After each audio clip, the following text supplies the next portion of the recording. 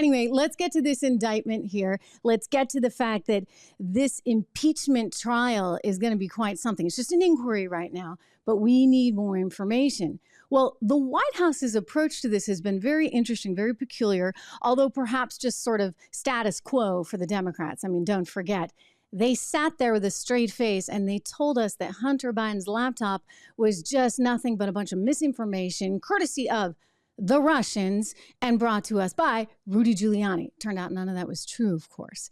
They just wanted you to think that. So I guess they were actually the real source of the misinformation, if you would. In this particular case now, though, Hunter Biden is upset because he feels like he's been violated. His rights have been violated because we now know how much money he was making and how much he didn't pay in taxes. And we also know just exactly what he was doing with that money, right? The $11 million that he apparently got courtesy of Ukraine, the NBC News has reported. And of course, he actually specifically in his lawsuit here against the IRS mentions this little thing by the whistleblower, specifically Gary Shapley. He doesn't like Joe Ziegler much either, and Joe's been saying some other stuff, but it's this interview in particular that seems to perturb him, as it should. I'm glad the guy has some shame, maybe not. Here we go. Gary Shapley was a lead IRS supervisory agent in Operation Sportsman, the investigation into Hunter Biden. Shapley said he uncovered conduct that warranted more serious charges. There were personal expenses that were taken as business expenses.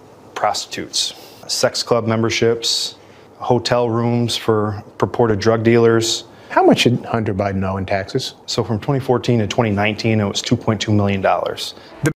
Wow. Okay, so that's apparently the part that he says is infringing on his rights. We're not supposed to know that he owed the IRS $2.2 million. We're also not supposed to know what he was doing with his money. That's a violation of his privacy somehow. I mean, you gotta be kidding me. Again, very interesting how this whole thing has evolved and how the White House has, at every opportunity, the Biden Democrats are taking every chance they can to just kill the truth, right? Like it's not allowed. It's not allowed to be talked about. And they're going to come at it from every angle, whether it means actually sending letters to network heads at CNN, at Fox, at Newsmax, everywhere to say, hey, this is not factually based. This impeachment inquiry is a fake impeachment inquiry because there's no proof that Joe Biden himself actually got money. I mean, other than the fact that there's a lot of, well, shall we call it circumstantial evidence? You know, if it walks like a duck, quacks like a duck, maybe it is a duck. I mean, we're talking about all that money that was going from Rosemont to Rosemont Seneca, from Burisma, that energy company, that natural gas, that fossil fuel, bad energy company over there in Ukraine. By the way, this was a bad one in more ways than one because it was also extraordinarily corrupt. So he's getting all this money from Burisma. Shapley was a lead IRS. Dad didn't even know a darn thing about it, apparently, right? Except there is that FD 1023, that little piece of paper that was an interview with a highly trusted, highly confidential human source that worked under the Obama administration and had actually spoken to everybody at Burisma. And the word on the street was, hey, they were all involved. They all knew about it. This was quote unquote protection money. And according to this FD 1023, Joe Biden knew all about it. In fact, there are some 17 tapes of Joe Biden talking about all this. So while this source said none of the money, according to the CEO and the CFO of Burisma, went directly to Joe Biden. Why would it, by the way? Like, I mean, you'd have to really be dumb. I mean, I know he's dumb and everything. I know his son is dumb, but you'd have to be really dumb to have that money go directly to your account. They said, yeah, he was indeed involved. And this echoes some of the things that we have heard from Devin Archer, for example, who said that they were selling the Biden name. They were selling Biden access. In other words, they were foreign agents. They were lobbying on behalf of all these different countries, which, by the way, wasn't even allowed at the time, right? Because Obama was like, okay, no more. We can't have all this lobbying from family members. So he put in rules to protect his administration. And Hunter Biden should have abided by those rules. But Hunter Biden doesn't abide by rules. No, ladies and gentlemen. In fact, just on the day that he struck that so-called sweetheart plea deal that went up in flames, where was he? Oh, he was out hanging out with his dad at India's state Hunter Biden dinner. mingling with the crowd as a guest of his father, and Jill Biden, the First Lady, as well there. He's greeting NASA Administrator You could hear the announcer like Bill sort of Nelson pausing. and others Like, this is a little bit weird. And this is the first on-camera public appearance we have seen of him since he was charged. And he got a deal. Just agreed to, rather, the plea deal in those charges on Tuesday. Spit it out, right? So he goes straight from getting that little plea deal, which now is up in smoke, to hanging out at the state dinner. Well, he's going to do more business?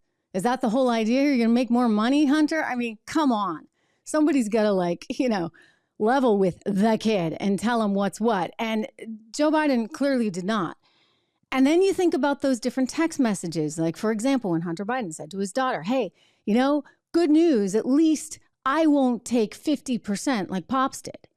And then he also, while sitting at his dad's house next to his dad, wants to know, he and the big guy, right, want to know why the money's not here. He's talking to his acquaintances over in China. I mean, this is wild. I mean, he's actually sitting there saying, I am the victim here. I'm the victim of the IRS. Your dad's the one that did hire those 80,000 agents, right? And put all that money into the IRS. So maybe you're not so happy about that right now, Hunter. But this was a 5-year investigation. It took him a long time.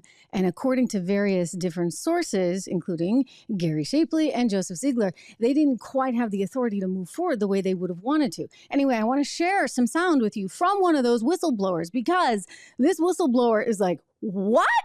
I mean, now I'm getting in trouble. I'm sued. The IRS is being sued because all we did was dare to come forward, right? That's the whole meaning of whistleblower, and tell the truth.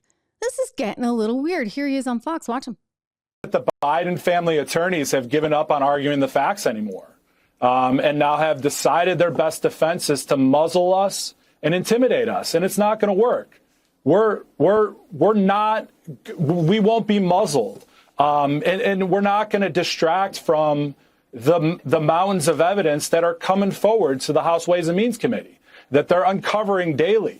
They're trying to distract from recent testimony by IRS employees that established two things most recently, that being that the District of DC, the President Biden U.S. attorney declined to partner with bringing charges in that district, and that the President Biden appointed U.S. attorney in the Central District of California also said no to bringing charges in that district.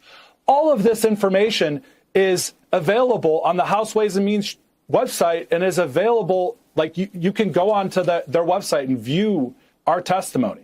So it's publicly available. All right. Well, you're a brave man. Keep up the good work, and we'll be following up. You know what? It is. It's all publicly available. In fact, I've shown you some of the testimony. I mean, here is Representative James Comer, who's been leading this investigation. My hat, off to him, because he has found some just really tremendous stuff. And you got to go digging, right? Treasury Department doesn't want to turn over the 170 SARs, suspicious activity reports, that were issued from 6 U.S. banks, including the likes of J.P. Morgan and Bank of America, to Hunter Biden and his various LLCs. They don't want to give you that. You actually have to really play tug of war here. I mean, we're still waiting on some 5,000 emails on all these various aliases that Joe Biden went by, in which he would use to communicate with people, including his son. So that'll be very interesting to see. But anyway, James Comer here speaking back in July there with these whistleblowers, including Gary Shapley and Joseph Ziegler. Listen.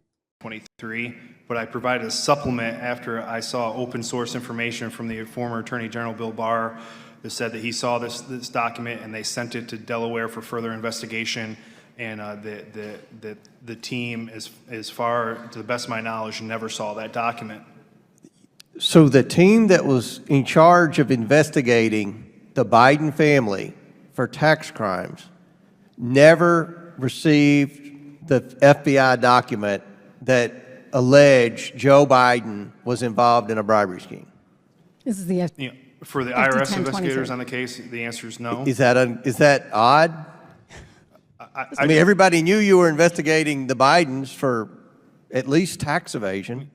Generally speaking, if there's any types of money coming in and there's a criminal tax investigation ongoing, I don't see how that information could be withheld from the investigators. And I can tell you, and I can provide this in my testimony, but there's things that are contained on that document that could further corroborate other information that we might be having an issue corroborating because it could be regarding a foreign official. So if we have information regarding that in a document or a witness, we can further corroborate later evidence. And like I said, if that's something that we have, we can turn that over to the House Ways and Means Committee. Thank you. Thank you. You know, I should point out that both these guys, it's not like they're card-carrying Republicans. They're actually, I think one of them's an independent, the other one's a Democrat.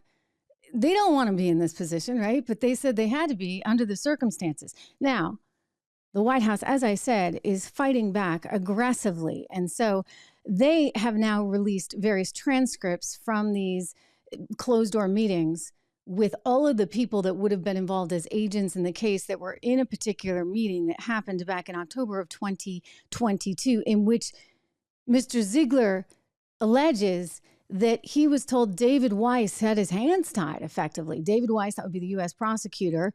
He's now special counsel, but he was the Delaware attorney, and he was actually trying to get more information and go after Hunter Biden, but he couldn't. So there was this meeting in October 2022, and prosecutors and these case agents got together, and it's there to actually, forgive me, it's not Ziegler, it's actually Gary Shapley. Shapley is alleging that David Weiss, again, the U.S. attorney at the time who's going after Hunter there in Delaware, was telling people that he was not, quote, the deciding person on whether Hunter Biden would be charged.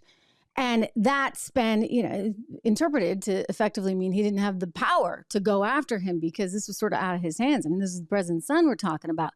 And so Gary Shapley, he goes back, he writes everything down. He took all these notes during the meeting and he went back and looked at the notes and then emailed them out to everybody just so everybody had a readout on the meeting.